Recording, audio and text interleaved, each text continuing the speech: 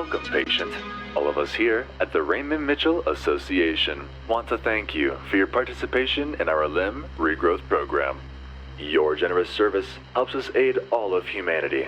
We understand if you're confused, but don't worry, you're not alone. There is another patient to keep you company in our facility, and they're very eager to meet you. All we ask is that you play a game of chance with your new friend to determine the effectiveness of our procedure. There is a small penalty for losing, but luckily for you, the very nature of this program means you won't suffer any permanent damage. In the following room, you will see a game board representing the maze in our facility, with the human statuette representing you. Your goal is to navigate through this maze and find a way out. But be careful, some tiles, represented by various colors, will initiate certain events, and you might not find all of them to be pleasant. A small cabinet has been provided for you to store all of the useful items you come across. Hover over items to see their descriptions, and left-click to move them on and off the provided medical tray to equip them. Be sure to use your items strategically, as once they are used, they are gone forever. In the case that you need to hear this message again, please feel free to replay it from the phonograph in the following room.